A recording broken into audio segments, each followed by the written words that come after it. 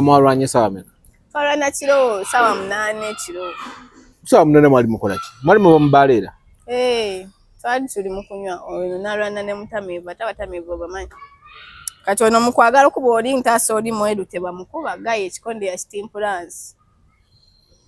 No day wa neighbor unakola ki? Nina neighbor wange like mu kikomera nabo ba neighbor.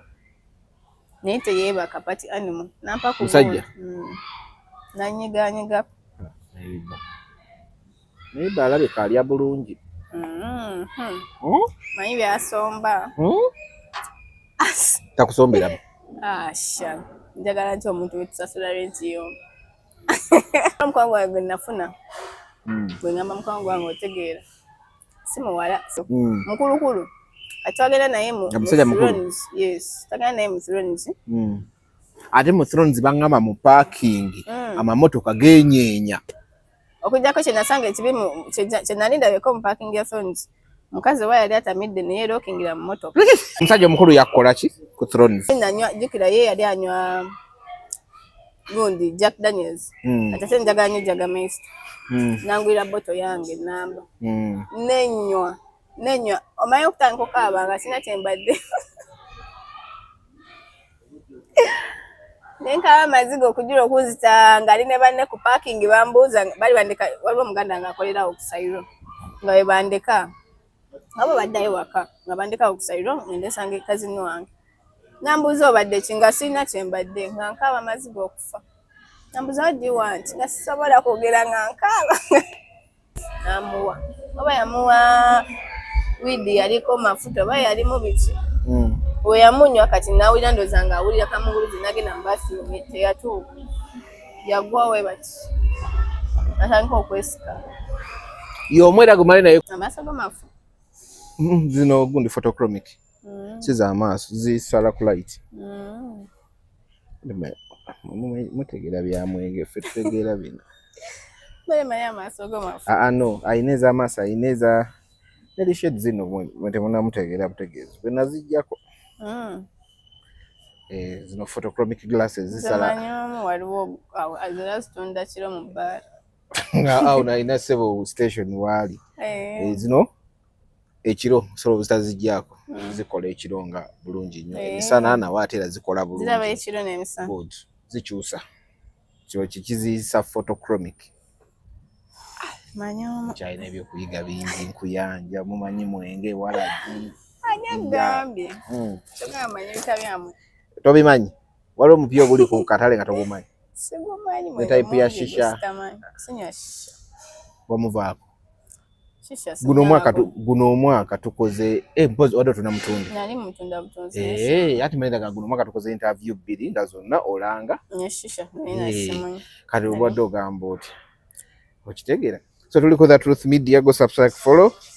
Ndine Pavin. Komyewo. Guno mwaka nakola Pavin interview. Natunyumiza life ye webadde. Netuddamu netukola interview endala. Y'omukuzi pate. Abatendinga pate buli kaseera buli dakiika. Alina kasigini kya gundi ke mu bbala kokola. Fuso kokola otya? Kategeeza ki Pavin? Buli wobera mu bbala okakola. Ate okakola omaze tamiira. Omala tamiira. Mba mulamusibikoleebe. Nina ensonyi tokimanyi. Olumu noteekako n'engalo. Nina ensonyi. Okola otya? Olulimi n'engalo?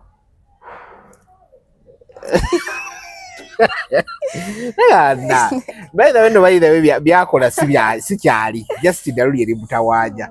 People think of ebintu ebyokola webiri but dalu yeri mutawaanya but yetagwa bbala.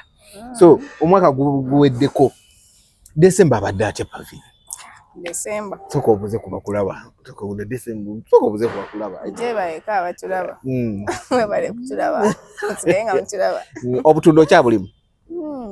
Season eddako yagwa kusatu. Yagwa kusatu. By the way, alina bagita naye ba farm.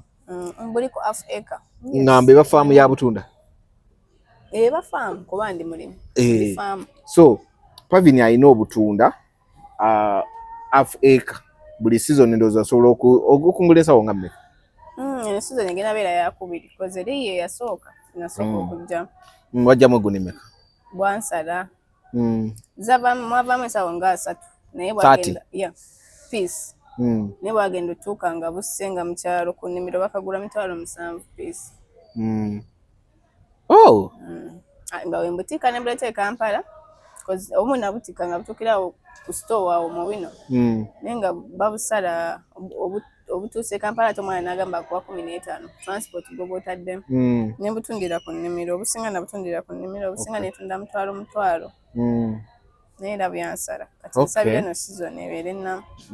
Abantu babala mu bbala bayinza okulowooza temugira naye nze at least mmanyiiko ebimu byokola ebbali ng'ogyeko liquor shop ekyaliwo mundi gwannemerera twagwenywera business waginywa wajja n'osigala mu kulima butunda n'emmwanyi naye emmwanyi zo ogw'omukaga gwe gugenda okuba nga gusoose lwa nsonga emmwanyi napangisa bupangisa myaka 2 season 2 yo eno season ey'ogw'omukaga omwaka ogujja egenda oba esoose mu mmwanyi kuba zosi zange napangisa ku muntu just obutunda bw'olimira ewaka emmwanyi wapangisa bupangisa nange nagye napangisa nenteekayo embizi bagamba embizi erimu ssente nange bagimbalidde neŋŋamba owaayi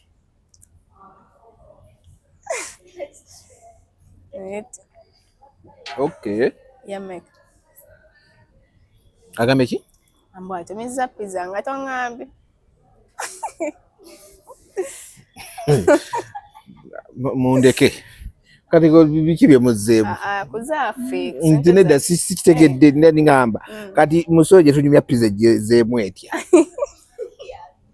nze sirya pizza by the way njirya ntamidde sirya pizza misana mwana Pavin gwe buli kimu okikola otamidde anti pizza gamba n'okulima walisoka tamiira okulima nkyagala nze nga by the how is mom gyali yawona oh that's good gyali mulungi ne Christmas yagiridde nga musanyufu nakulaba esente zonna ez'obutunda zakola mu butunda wazitutteeyo simanyi kuliwa ku CP Falls Capture temwabadde zange just waliyo ebbaala empya eri awo mu Mbale bagiyita Avenue kati we baali batuyise nina gwe nali ngenze naye watuuka ku level ekuyita ebbaala esanyuke onywedde mwenge mwana wa maama eri ku level ebbaala okupangisa okujja e Kampala ojja oteekewo vibe nali ngenze Sudia banywi anti kati ate omanyi ebbaala z'omukyalo temubeera baana oba balaga nti banyumirwa music babeera batudde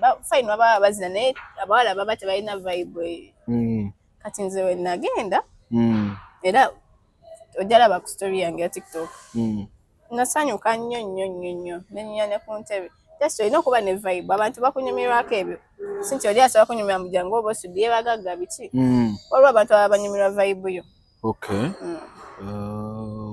ngagamba Pavin bwajja nze sinywa mwenge naye ate bwajja nyumirwa wadde mba sitamidde so kati omwaka gutambudde gutya mu mabaala mwobadde kuba ebbaala ndoza gyosinza okunyumira yebadde night ya eno gye bakola baki lights off eya Sairo eya kasiki simanyi emisana ya Sairo waliyo sunrise naliyo waliyo December yenna nsinze beera ku Sairo December yenna omukyakadde Sairo nererera branch yabadde yajja kwega program ye Kampala December yonna ebadde nayo mu 5 eka December yenna munyumiddwa sajjusa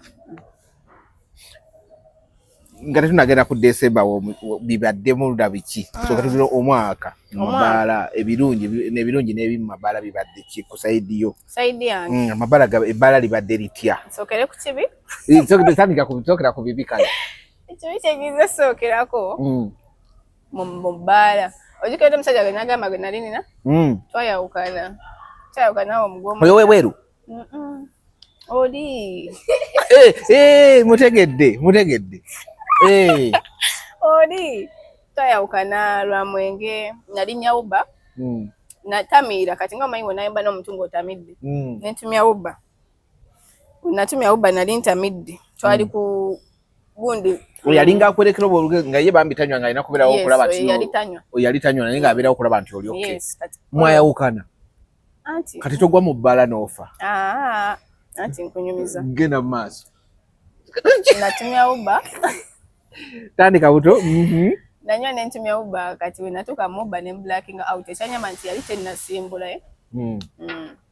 yali tennasimbula najja nanzijjamu ne tugenda naye waka neera omulundi ogwaddako nali ku kasiki nennywa omwenge neninya boda era yansanga boda tennantwala ne tugenda ewaka ne blacking out ku boda polo naku na blacking out nti natuka nga blacking out nga nayita musawo nanteekako ki nanteekako eccupa kati nzaza natuka nalemererwa. And remember you have is it a heart failure oyina ki ekikuluma? Asthma. Oyina asthma? Yes, natuka nalemererwa. Ne kugundi wa blacking out wane nankulabye. Yeah, ku Sprimas wa blacking out. Chokero omwenge toguta.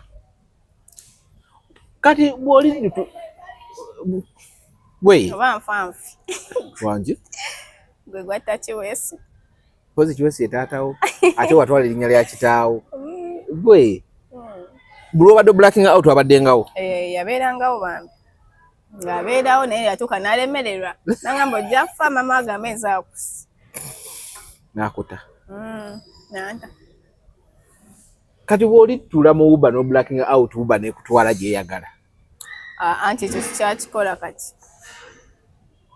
kati nina n'ensonga endala lwaki era kikyabeera sikyasobola linnya mbu Uber nzireyo biki ninda obudde ne bukya nanywa omwenge tubadde tuyingira December November nga gwako nali ku Sairo nennywa omwenge waliwo night gye bali bampa ku Drizzles waliwo ebbala eri awo Drizzles wano ku gundi bagita si ere Bunga Bunga ngimanyi Drizzles nanywa omwenge nevayo nengenda ku Sairo ate nagenda ku Sairo nennywa omwenge gwali mungi natuke wakoba naliko mwenge oba tegwali mwenge simanyi ne natuka ku gate kati ekyengulu waliwo gate ne gate mwembeera ekyengulu ngaliwo omukazi nga ayimiriddewo nga mweru nga si mweru nnyo naye nga she was brown ngendo tuukawo ng'omukazi wali kati ntuuka okonkona gate ngendo okuddamu tunawo omukazi taliiwo ogwo gwali mwenge ng'omukazi taliiwo nensooka nkubira mama nga yesimbe nga ndabye omusambwa kati mami yamanyira mukubira ku makya saa nga 12 amanya wavuddeko namugamba ndabye omusambwa nangamba okakasa namugamba ndabye omusambwa omukazi amazima nagenda ntuuka omukazi taliiwo ge mazima yali taliiwo sirimba omukazi yali taliiwo nagenda okyukawo we bati ng'omukazi taliiwo naye yali ku gate nga ayimiridde nange neva ku boda wa boda nagenda kati olabawo nebange yangamba mbu oba nasanga omusambwa awo namugonga awo waliwo omuti omusambi omuvule oba baguyita muvule kati wenguyitako nebange yangamba kimukyaka walabye ogwo omusambwa naye nakonkona gate asikayi waffe ate alwawozo yagenda okugulawo nga ntidde era namala wiiki namba nga ndoota omutu nga ntuga sirimba sirimba omanyi oba bakiyita batya oba bakiyita batya omuntu okwebaka mu kirooto n'ozuuka naye nga tosobola zuuka okitegeeza kati nagenda nenkisaakingako nga gye ekiri kinomo naye kati nze jjukira nali mu kikangabwa nga bulwenzuuka ekiro nga mbeera sisobola situkanga omubiri guli wamu bati nga manyi omusabba gwe guntuga kale kankubuuza bwe walaba gundi omukazi n'okyuka nga taliiwo what happened natya gwanzigwako omwenge sirimba bannaaye wali onyuma emboozi n'otaliko tukakasa tolimba otutiisa kitanga okudda omukazi namulaba nekubira mamange nenteeka mamange kusimu kali asobola okugamba ye namulaba era neyambuza simu wali totamidde nga basobola mugamba nti nali ntamidde nga nedda mbadde ntega naye namulaba omukazi kakati biki ebirala ebibadde mu bbaala omwaka guno tukyali ku bibi ekibi ekirala wala omukwano gwange gwe nafuna gwe ngamba mukwano gwange otegeera si muwala sirina nnyo mikwano gira miwala namutegedde buli wogamba mukwano gwo gwafuna nkitegeera oli yali boyfriend n'akuleka kati bano just mikwano gyo wala omukwano gwange gwe nafuna ja pick and play teyali ku ebyo mukulukulu atwagenda naye tagenda naye mu Thrones ate mu Thrones bangamba mu parking amamotoka genyeenya sikimanyi okujjako kyenasanga ekibi kyenali ndabeko mu parking ya Thrones mukazi oba yali atamidde naye lookingira mu motoka kyenjogerako nakiraba wakiraba nze sikirabangako nze nali ngenze n'omuyimbi omu birthday ng'agitadde ku Thrones twali tuva na eyo wala nga tuva muwerekerako somewhere ne tukomawo tugenda ku Thrones we batadde birthday ye nga parking etabuka ebyaddala. Omusajja omukulu yakola ki ku Thrones? Talina kye yankola naye jjukira ye yali anywa gundi Jack Daniels ate njagala nnyo Jagermeister nangwira botto yange namba nenywa omanyi okutandika okukaaba nga sina kyembadde nenkaaba amaziga okujula okuzita ngaali ne banne ku parking bambuuza bali bandeka waliwo omuganda nga akolerawo okusayiro nga we bandeka abo baddayo waka nga bandekawo okusayiro ngende nsanga kazini wange nambuuza obadde ki nga sirina kyembadde nga nkaaba amaziga okufa nambuuza what do you want nga sisobola kwogera nga nkaaba era natuka musayiro nenkuba amaziga amangi okufa nagenda ozuukuka nenga kati nabadde nkaabira ki nga nzimbye amaaso mwenge natuka oba nendowooza ku byennaku ebintuuseeko mu mwaka guno nenkuba eziga kati omusajja yalowooza ki? Oba yalowooza ndi sayiko nali sina kyembadde. Wali mulabidde ebbanga ki? Nali sina kyembadde. Mukwano gwange waliwo bizinesi ze tugatta. Muludde nga muli mwenna naye yali takubangako naawe epate? Naye tatambulangako nange. Gwe gwasooka? Gwe gwasemba? Ate yali andaba nga nina vibe ne tugenda natukeyo nakaba bukaabi nga gwali mungi yeekana ki? Omusajja mukulu? Omuntu mukulu ndowooza ali 45 awo. Mugata bizinesi ki naye? Mugata bizinesi ki naye? Waliwo emirimu gye nkola egirasobola kwogerebwa? Gyogerebwa. Laptop yange togiraba awo gyembadde ntute mutawuni okanika waliwo emirimu emirala egyaba Nigeria kubera ku intaneti.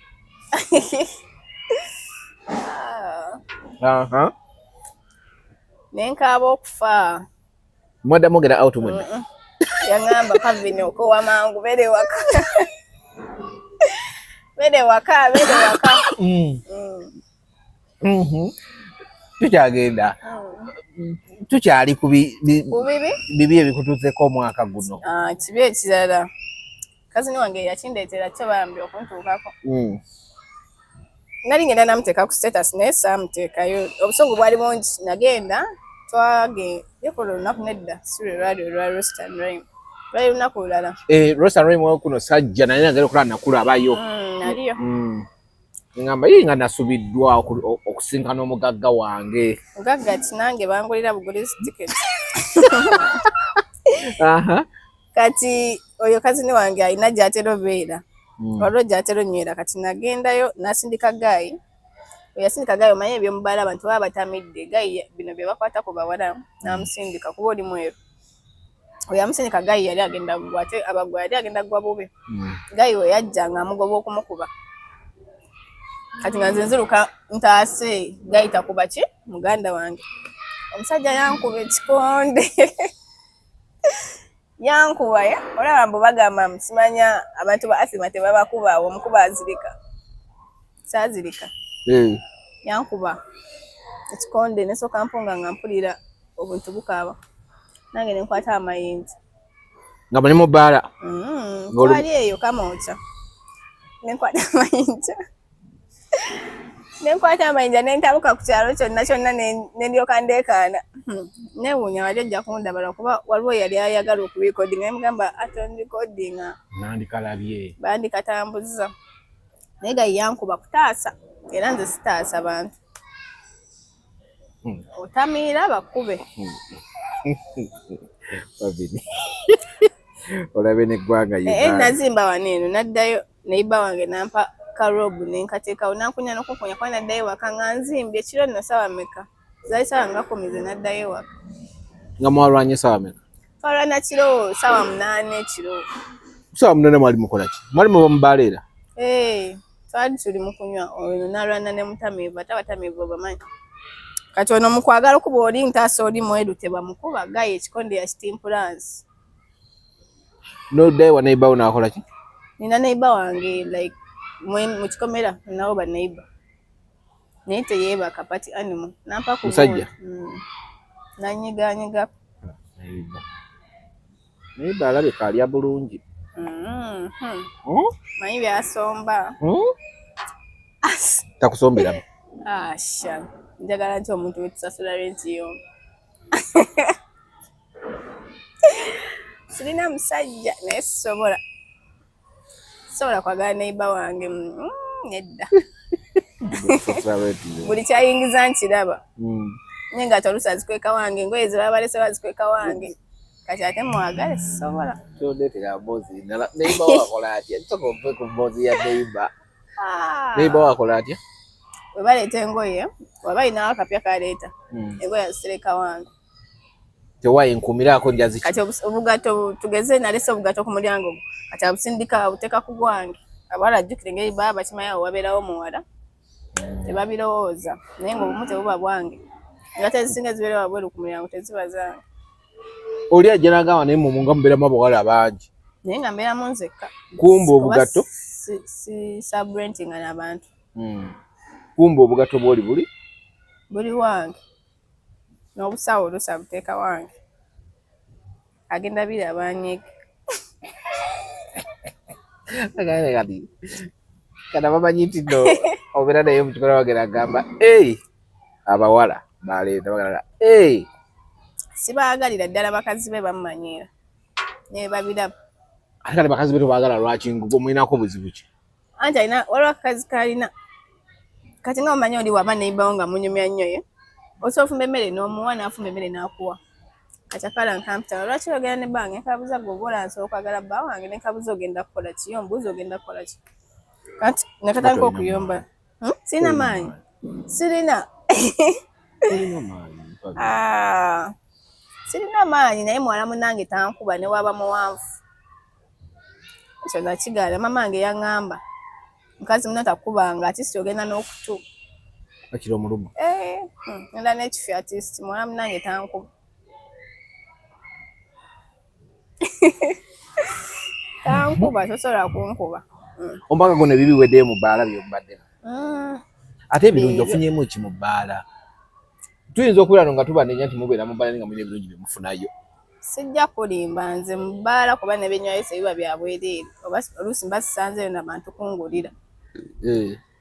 Sigenda mu bbaala mbuka ngende mu bbaala sirinamu bangulire. Ngenda mu bbaala nga nina puroguramu waliwo agenda okungulira oba nange nga ninamu ezeggulira. Togenda n'otulamu butuuzi. Sigenda mu bbaala mbuka. Kati kalungi ki akabadde mu bbaala omwaka guno gw'ogamba nti bannaa? Akalungi akadde mu bbaala kalungi sisaakafuna mu bbaala naye era ndowooza mu eyo life y'okutambula waliwo restaurant drive eyasooka gye basooka okukola basooka obeeramu era awo ku hockey ground. Singa saakulaba naliyo nalimu nina ne videos naliyo eya gundi eya Samasoja gye yayimbako naliyo eya reggae. Yes, naliyo saakulaba naliyo kyaka tewandaba bulabi naye naliyo. Okay. Kati waliyo omwami gwe nasangayo eyo. Omwami? Gwe eva osanga basajja tosangangako mukazi muno? Tosangangako mukazi muno eva osanga basajja? Abakazi basangewo. Okay, gera mu maaso. Kati we namusangayo eyo nambuuza biki byenkola ne muliramu bizinesi zange. Waliwo kyali muzaalika? Yes, ebyalika nali nkyabirimu n'ebyokulima ogwo omwaka mbadde sinabitandika oba yaliyo mu gwakutano gwali gwakutano gwa mukaaga. Awo nali ebyokulima nali mbitandise naye nga bikyali bito obutunda nga bukyali obutunda obwasooka gundi posta waginsindikira ddi? Obutunda nali nabutandika.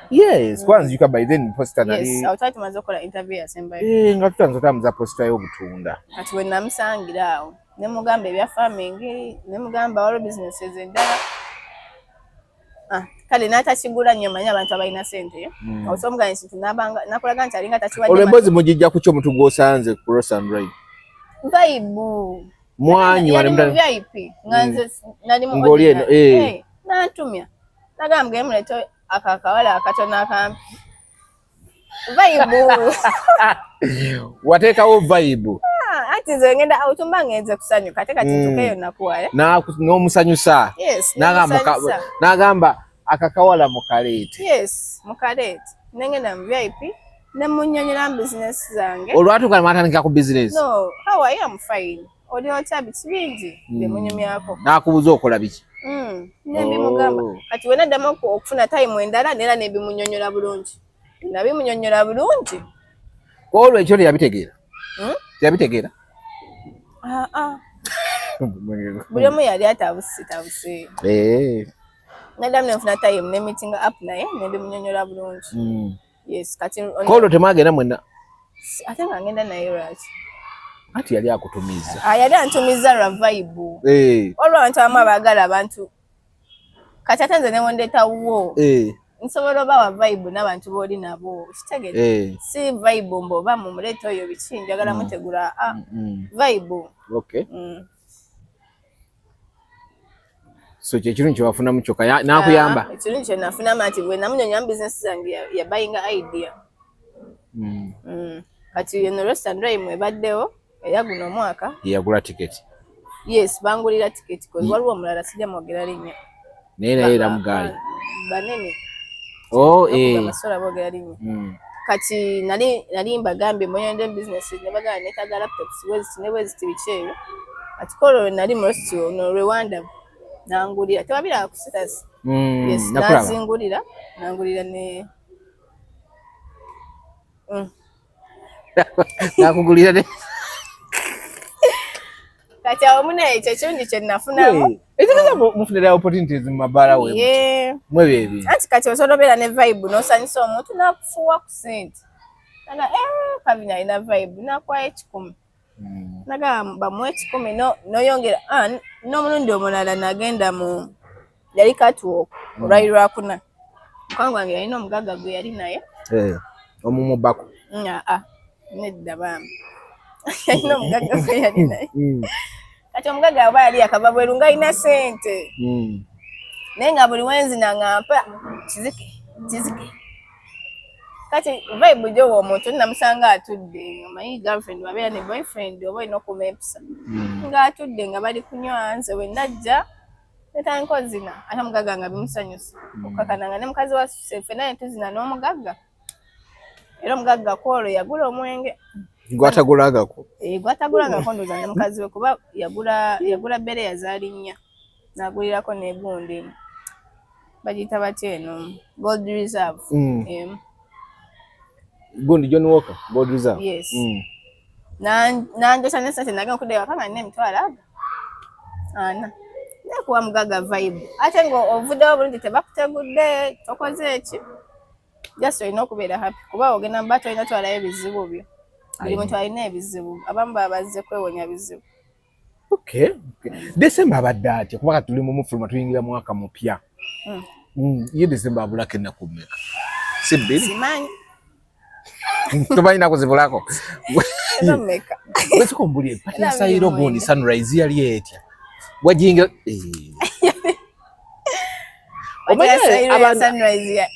abantu tebagiteko ginyonyola, abantu tebagitegeera. Gwe wajingira ssaawa mmeka? Sunrise yali bweti. Bali pate kuba bakola ne ku Saturday. Balina era night ku Saturday ne bakola. Kati nga bukya neetandikirawo paka neera Sunday lwonna. Yatandika ssaawa mmeka? Olaba nze ku Sunrise natuukayo saa 3 ez'okumakya. Ng'olwedde ejjudde? Ng'olwedde eri bweti nga tolina nawe oyita. Bo baagattawo bugasi nga nagamba obudde bukya ne bagattawo bugasi. Ne bagamba nti temufuluma tukyagenda mu maaso. Sunrise netandika. Ne nzija abantu ne bajja. Nze navaayo ssaawa 7. Ogw'emisana? Ogw'ekiro. Sunday lwaziba. Nabeeramu okuva ku makya ssaawa 3 paka ssaawa 8 ez'ekiro. Naye yanyuma bannaaye ng'otamiira wadde engulu. Nyumiza epate yali etye? Yali nkabakaba ne bakaaba abaakola ebyambyone ne babyekola. Yanyuma. Kyenyinza okugamba nanyumirwa nze. Nali wakujja mu pate eyo nno. Oba kyekyampugula nga njagala kujja kukulaba.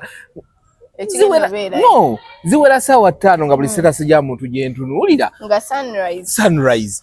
Nengamba banna. Sibanga zagenda owera ssaawa ndowooza nga 7 nga bayingidde ku emu. tebakyategeera kuba abantu batukanga nga bafuluma bagenda ne banaaba ne badda.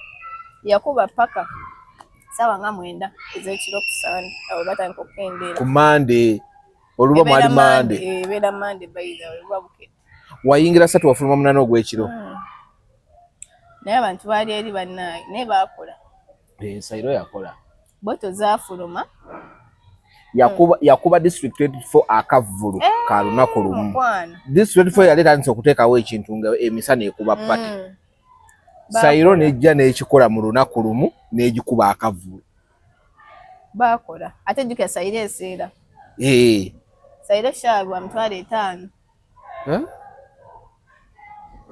w'etaano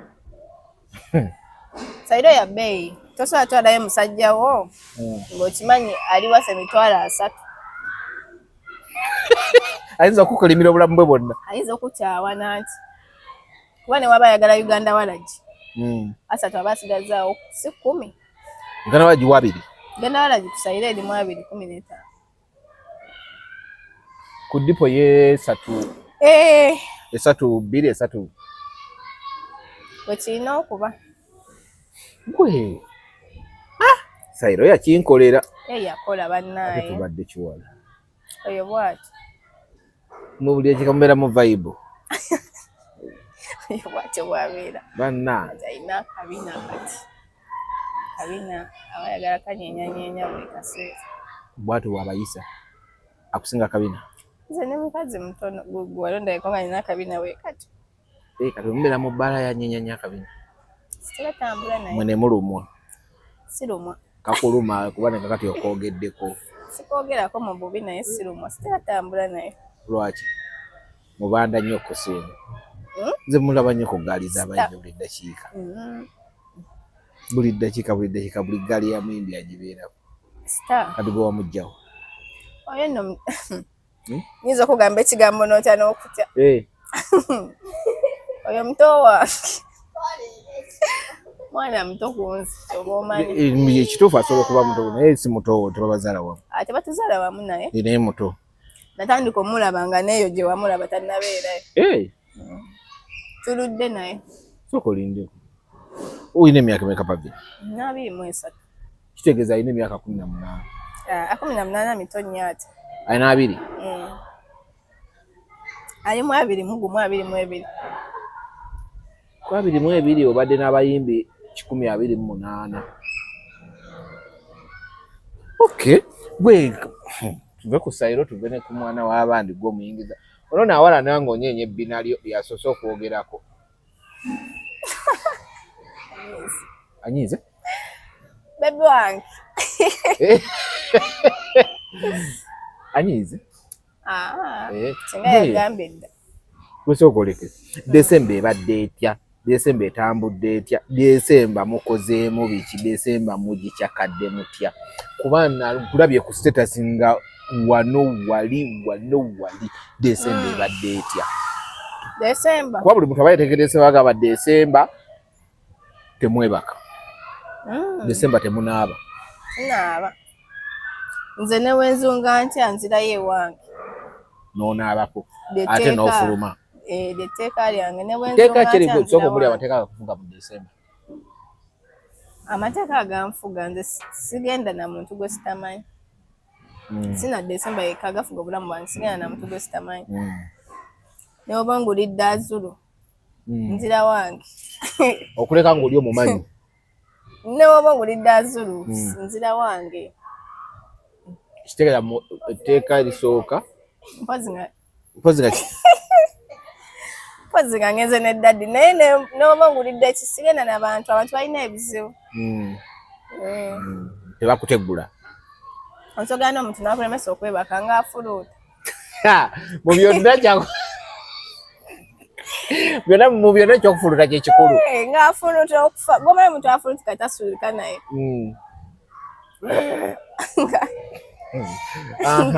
so Desemba obadde otambuza amateeka kyekyo etteeka erisooka togera na muntu gw'otamanyi na muntu gwe sitamanyi tebammanyiira kwe kutya n'oba ngulidde omwenge ate tolina kwogera nnyo nange bubi basigusabye Okay.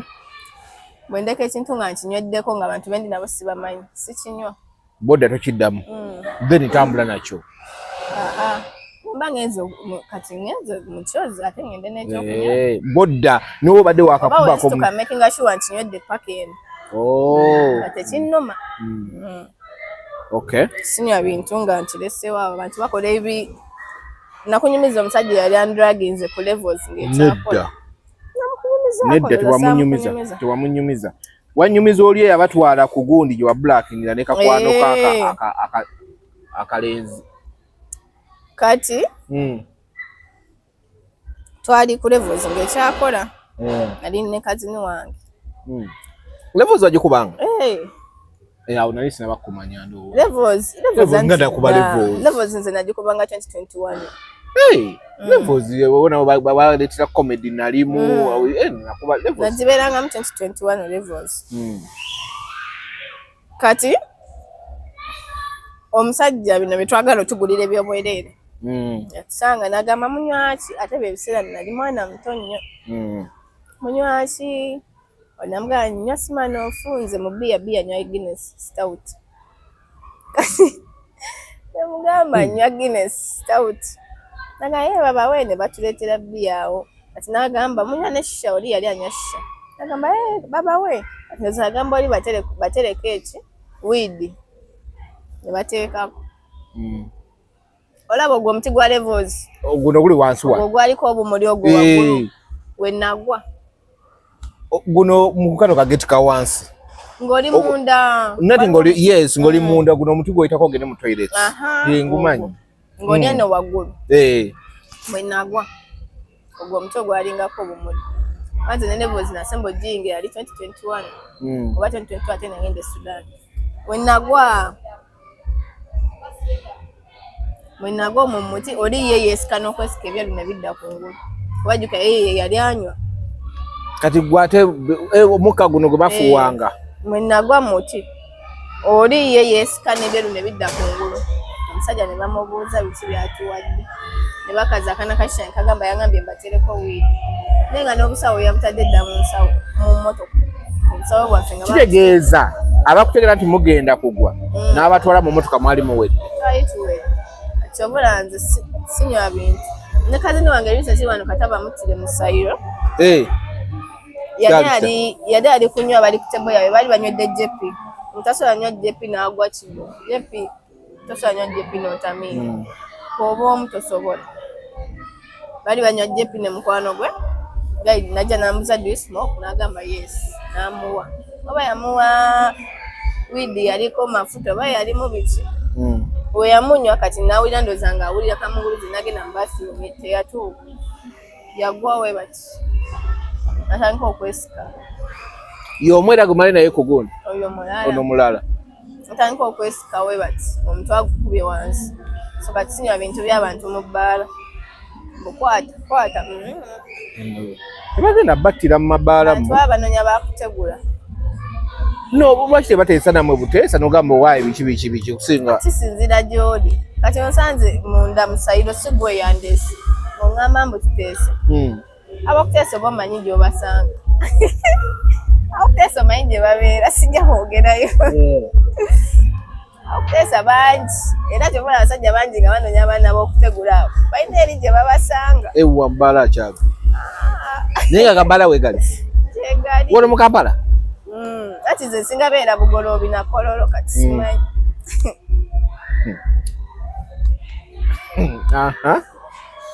So kati December bwatu bwatambudde. Nedda obadde okyampa bukwakuliza. Kati ye December atambudde atya?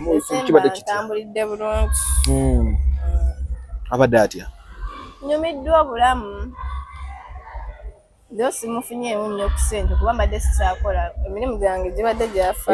Gireme buli wakolanga deliveries za lika ne gundi nga ssente mu parties obwo. Zo nakola ku house party ya muganda wange yalinayo house party n'entundayo shisha. Naye wakutundayo na whisky naye saamutundayo. House party zikyaliyo ng'edda abantu bakyazikola? Muganda wange yayitegeka aba TikTok abo balinamu kumanya bategeka gundi bantu bajja. Stubborn. wamma mpoze mu sister Bonigundu aina je yategese aina je yategeka yali awo ngo yambuka ekiwatule 707 manyiwo ko awali ekibasi offices zabo manyiwo kati we yagitegeka okweyo nyumba ya pangisa ya 707 nyumba yenyini ya pang wano chikuba ekidera wekise nyumba eri wano kyengulu nyumba ya pangisa yenyini wetwale nentunda yesha nebyansala era abantu abajja bambayite bamunywa batunda epote bazalinga 10 olwabe kusaze nali mutunda ebiri bomba yasha ya flavors ya mtwalo 10 ya mtwalo 10 kati nagula bombe mu mtwalo 10 ate nga poti walo nendala zinali mpangisiza nga kulikeza nga nendala nga mpangisiza kati eba yansala natunda poti 10 so in terms of kola sente December tomufunyemu asimufunyemu ankamudde nnyo lwansonga enkuba ebadde tonnya nnyo ate obutunda enkuba bulebe tonnya akawuka kaba kalya ki obukoola oba olina okafuuyira olina teekako ekijimusa kati awo sente tozitwala mu bbala lwaki tuba tozisindika mu kyalo ne bafuuyira nzisindika nejjo nasindisa neera nga teweerabira bbaala kwotava munnaye nagambye dda sigwe gwatta kiweesi abantu balina ebizibu bingi tulina ebintu bingi byetutagenda vayo twogere ku media kitegera kati asigadde wakati nendowooza okwetuga ngenda mu bbala nenkola ki nentamiira nenzire waka ng'essala gye ndimu eri egi essala y'abatamiivu ogimanyi wempona siddamu sigenda mu bbala kino noddayo lwansonga osigalibwako osobola okwettira mu nju gemazima nze tolola sitasi zange abantu tuyita mu bingi nsoberawo nefuna ebirowoozo ebyokwetta naye ate bwe ngenda mu bbala nenywa nenkomawo nga ntamidde neneebaka sigenda funa birowoozo byakwetta kati asinga ogenda n'onywa kuba ate muzadde waba akyakwagala abamu tulina obuvunaanyizibwa nga bwatukeera tuki tuli bato kati ogenda n'onywa stress nekuvaako mama kasita alya akanyama bwekyokita gwe n'otakalya kuba ekampala osobola olya akanyama kebbiri akooki naye mama kasita alya akanyama ebisigadde nze sikyabintu bya happiness ebbala etambudde etya mu December abasama bazze babaddemu abasama baleka babaddemu naye nze sina musama gwe naalabye mu bbaala okugjako omu gwe nalaba ku Sunrise yagula Don Julio zino empanvu zalinga 10 ku tebo ye buno obutono nga tobala naye sina musama gwe naalabye eyomba omusama bw'oba nze mumanyi musama nga wange abasama bo tebalabiseeko mwana gwe biwanvu anti bujuka luli nali mulaavu ngogobagoba ono omusama we omusajja webweru mwakiteera mama yankyawa yankyawa munaye takyampa ku sente era mukama nkuuma omumwa kuba takyampa ku sente yagobera ddala yajja Uganda neŋŋaana ogendayo gye yaali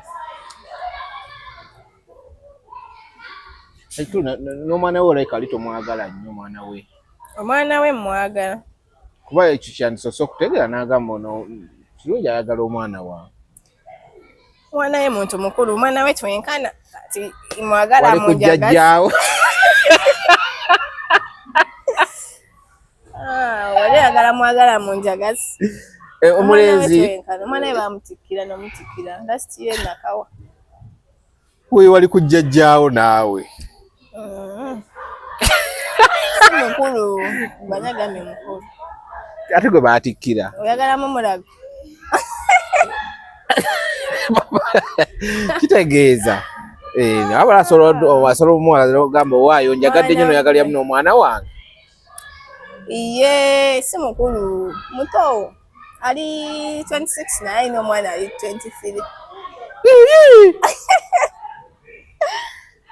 ye mwana sokolideko toyinza kuŋŋaana nti nno omusajja ali 26 omwana ali 23 kunze muto nze gambye kunze muto kunze nkugambye alina emyaka 26 ani omusajja ate omwana we n'abeera 23 Yamuzala ine emyaka emeka. Toshitegedde kyegamba. Nze simulaba ng'omukulu. Okay.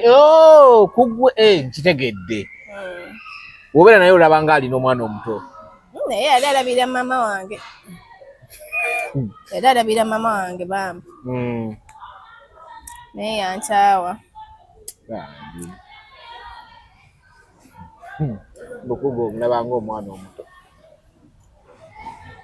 Ngazwa omuntu wemberamu ebbala ne mudde kati byakusobya omusajja yali akufaako. Waliwo ebyatwawula. Kale lwaki weyajja wagana ogendayo? Anti era olwedde twali tetuli mu nkolagana nnungi. Nina kaakaaku. Wabigeze n'omwaka Goodbye? Ebyatwawula byali bikulu, byali bingi. Ntweto ebitya kati munnange. So omwaka bwe gutambudde. Omwaka bwe gutambudde jjo nabadde Captura nakomyewo. Captura. Nagenda ku Friday nakomawo ku Sunday. Mwogera n'ennume ennyingi nazirabye nga zeetala. Ngamba omwana. Ng'abasajja be ku trip we basingako obungi. Abasajja ate nno baali bakwano bange just nabo baatukeye Captura ne beefunirayo ebyana. Asa sente mwazikole embaale. Ate n'ogenda n'olambula n'okulambula. N'ennambula. Naye nti si wala okuva embaale. Kituufu. Anyway, ebyo bibaawo ebiti. Tuli ku The Truth Media, go subscribe, follow ndine Pavin. Ndoza kuno gwakusatu nga si gwakusatu. Gwakusatu naye nga kyengendo basaba bambi alina business y'obutunda. Yes, season eri mu komawo. Ndabona atira okumugo kusatu bugenda kuba bwengedde. Era kalango nja kayisaawo nga luwe twakayisaawo. Naye tulabe nga sente tofuna za bbaala zokka. Mwana gwe. Si byangu. Si yangu. Ezebbaala nno olina okuzina amazina okwekutula.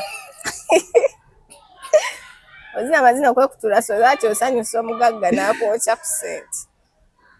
Naye si nti buli kanako mbeera nzina. Nze nno nina n'ensonyi omuntu asobola kunsanga nga soogera. Bulungi nnyo. Abantu asinga wandaba balowooza mbu njogera nnyo naye nina ensonyi. Wano nga wakayingira oba n'ensonyi. Mba n'ensonyi. Essaawa ebbiri eziddako oba n'ensonyi. Olwo aba Kiweesi. Ssaawa munaana oyo aba Kiweesi aba Pavin. Bulungi nnyo. Ensonyi mba sikyalina. Ensonyi zo zinaaba kusaawa omunaana. Kati oba wagenze kusanyuka ate kati otuuke weekubagiza otuuke weemoole. Oba wagenze kweggyako binnaku. Kale bwetyo tubadde ne Pavin. Thank you for being with us. Ndowooza omwaka ogujja tunakulaba. Tonywa omwenge n'oyitawo. Omwaka ogujja ate ogujja nina plans nyingi. Olina plans nyingi. Asa tumulumu ogenda kubeerawo. Simanyi. Baala. Sinnamanya. Omwaka ogwedde asatu mulumu nali ku kyaki ewa Bugembe. Guno simanyi. Naye tugende ewa Bugembe nange ngenda kubeera wa Bugembe. Ogenda wa Bugembe? Tugende eyo nange gye nali omwaka oguwedde era. Omwaka guno tugende ewa Bugembe. Osabeko. Katonda omugambe. Nsabira ddala nno. Katonda omugambe omanyi. Nsabira ddala lwakuba essaala ya maama ekola okusinga essaala endala. Anti zonna ozigattirako. Maama eno bwakusabira. Ate kirungi kati gwe essaala ya maama we ejja direct wakyusa mannya. Wasaba nti Pavin abeere bulungi lijja direct. Lwaki mba neyita amannya agatali gange. Ate nze neerabira. Nafunako omusajja nyamulimba yenze Alice. Nalimputa nga siitaba. Nga siitaba. So kati sikyusa mannya. Gwabulawo wekka. Siita mannya gatali gange.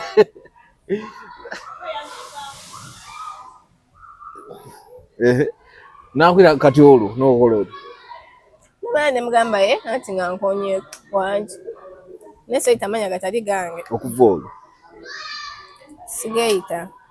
Kale mubadde balabi balungi abadde Pavin. Nja sibadde tugiramu wano tuvibingamu katini nga bulijjo. Wembeera naye tubeeramu. Ate kusayiro kigenda kukwata zino ennaku ezisembayo mwezi. Okutandika n'enkya n'asatu mu olumu. Emisana ekomawo. Kiro naye genda batwongereyo ka sunrise. Ka sunrise akakuba lumu mugagga bannaayo oyo. Ka sunrise kansuba naye akaddako. Kanyuma nali sisobola suba. Kikolo satambula na kiro. Neebaka. Saturday satambula nebaka. Nina chali wange bamuyita Rivers yatandise bagiyita nayo Sunrise ku beach egenda kubeera nga Kalanoga buli lwa Sunday kutandika sawa 2 paka gye mukooyera. Yes, Kalanoga ogimanyi. Kalanoga beach eri awo nga wa kugundi ku bypass nga wakavaawo wetu ku Kyebusabala. Eri awo gundi nnene nnyo n'akagundi kalungi nnyo. So banaye bagiyita Sunrise buli lwa Sunday sawa 2 bamuyingidde mu kifo Sunday eno bulungi nnyo buli kimu. Ekingano genda ku beach ola ekingano genda eyo musima mu trip nze sigenda ko ku trip ezo ze bategeka sizigenda bayinza okuneerabirayo ge mazima bayinza okuneerabirayo kuba ate bantandise kunyumirwa basaka kungamba tetugende era bagamba mugende esawa enzo bagamba mugende ate nenejjusa ku matanga ebandesi no Kalanoga waliwo ebisulo waliwo osobola okuvayo ku macha. No, it's a full beach. Ebisulo genda ozuka ku machanga naye wafuuse ekisulo. Ofaako tuka ku ekyo. So kati buli lwa Sunday tubeera ku Kalanoga kuva ssaawa 2 ez'okumakya abaguddewo ka setting kalungi nnyo. Ngenda kubateerako ku bifaananyi ku Sunday no we yabadde mukkirize mugambe nti yes ekintu kiba kirungi nnyo. So asubazi Sunrise waliwo eriwo buli lwa Sunday Kalanoga beach abagimanyi mugimanyi erina ka view akalungi bw'ogibeerako wano ka view kaawo buli gundi eri ku eyo showers okuva ku ya Bobi Wine Busaabala One Love Beach ogenda ku Nature Resort zino oba oziraba buli Kalanoga ng'oli awo ddungu oba ogirengera wali buli kimu. So buli lwa Sunday era banno bagambe sirina bannange muyiteyoko mujja kulaba kiyitayo naye sirina bannange balala bengenda gamba kale nakoowa abantu bantu mantamu